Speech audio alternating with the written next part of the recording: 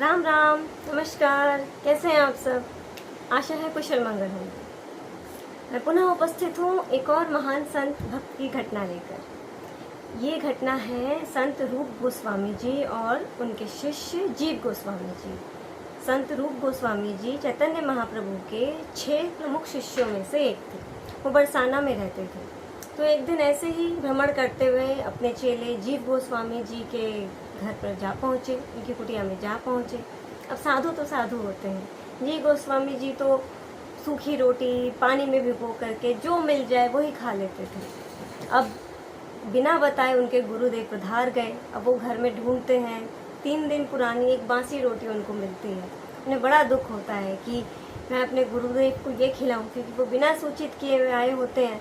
तो कहीं जा कर के भिक्षा भी मांगने का समय नहीं था, मांग नहीं पाई थी। अब वो गुरुदेव के सामने यही रखते हैं। उनके नेत्रों से अश्रु बह रहे होते हैं। उनके मन में आता है कि यदि मुझे गुरुदेव ने सूचित कर दिया होता तो आज मैंने खीर बना के खिलाता, किसी ब्रिजवासी के घर से थोड़ा सा चावल थोड़ा सा दूध मांग कर खीर बनाकर खिलाता। अब उनके मन में ये बात चल रही थी। ठीक है, वो उनको सूखी रोटी दे देते हैं। ये रूप गोस्वामी जी कहते हैं, अरे हम तो साधु हैं, जो मिल जाए वही खा लेंगे, क्या हुआ। ठीक है, अब अर्धरात्रि में दरवाजा कोई खटखटाता है। जीव गोस्वामी जी बाहर जाकर देखते हैं, एक 8-10 वर्ष की बालिका हाथ में कटोरा लिए खड़ी है। तो पूछते हैं कि क्या हुआ। कहते हैं माँ ने आज खीर बनाई थी, ये आप लोगों के लिए भिजवाई है। ठीक है, वो कटोरा लेकर भीतर आते हैं, वो अपने गुरुदेव के सामने रखते हैं। कहते लीजिए भोग लगाइए। ठीक है, अब गुरुदेव जैसे ही उस खीर का स्पर्श करते हैं उनके पूरे शरीर में रोमांच होता है। वो जैसे उसे चखते हैं उन्हें एक अद्भुत अनुभूति होती है। वो कहते हैं ये खीर कौन लाया, किसने दी। तो वो कहते हैं पड़ोस में एक बालिका रहती है, मैं जानता हूँ उसे, वो लेकर आई है, उसके घर में बनाई थी।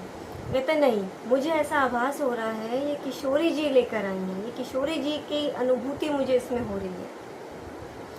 तो बार बार कहते हैं तो मानते नहीं है। फिर वो जाते हैं उस बालिका के घर में, दरवाज़ा खटखटाते हैं। कहते हैं कि माई आपकी पुत्री कहाँ है। तो वो पहले पूछते क्या हुआ बाबा।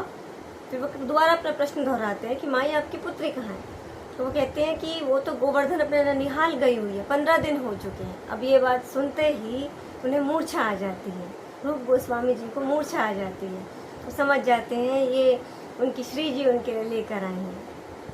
ठीक है, वो दोनों के दोनों श्री जी के मंदिर जाते हैं। 300 सीढ़ियाँ चढ़कर श्री जी के मंदिर में जाते हैं। वहाँ पर गोसाई जी से पूछते हैं कि गोसाई जी आज आपने श्री श्यामा प्यारी को क्या भोग लगाया था। गोसाई जी कहते क्या हुआ बाबा। कहते बताइए ना। तो कहते आज उनको खीर का भोग लगाया था।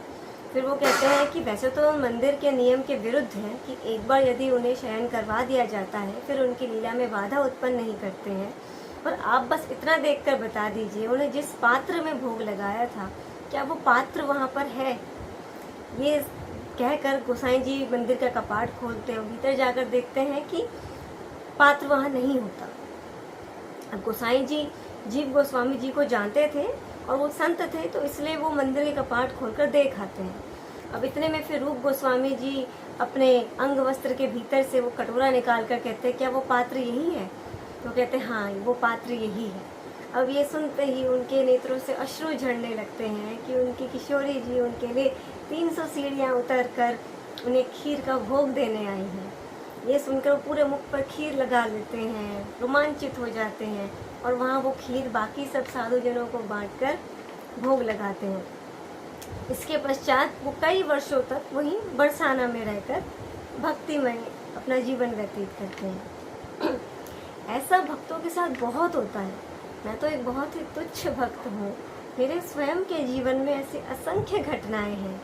मतलब कई बार तो मैं स्वयं चकित रह जाती हूँ कि रात के 11:30 बजे आकर कोई वो दे जाता है जो मैंने बस सोचा था और मैं भूल भी गई थी।